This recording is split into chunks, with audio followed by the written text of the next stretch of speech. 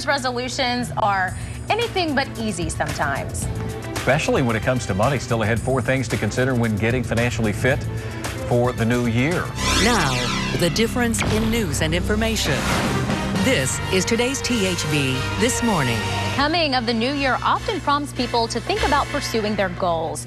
Now is an excellent time to focus on what you need to do to get your financial house in order. So Eric Hutchinson, who's president of Hutchinson Financial, is here this morning with everything that you can do, some great tips. Eric, thanks for coming in today. Well, thank you for inviting me. It's good to be timely, here. Very timely. So many of us are setting goals, and I'm sure that financial ones are among the ones being set. You actually have some tips for us, starting with laying the right foundation. Tell us about that. Well, it's the first business day of the new year, so it's a good day to take action on those New Year's resolutions. One of the things about laying the foundation is to make sure that you have enough money set aside to cover emergency expenses. We recommend anywhere from 3 to 6 months worth of living expenses set aside.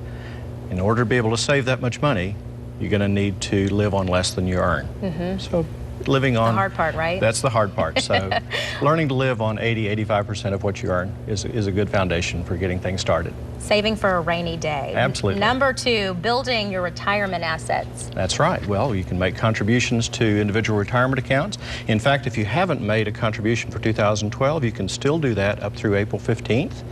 And this year, you can contribute as much as $5,500 per person, and if you're over age 50, another $1,000 for a total of $6,500 in 2013.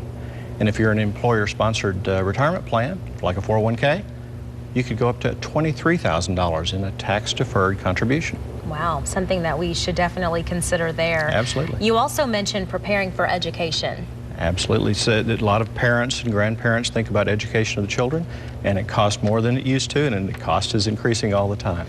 529 plans are a very attractive way to save for children's education and to do it in a tax-advantaged way.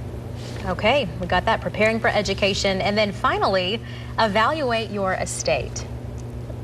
Estate planning is very important.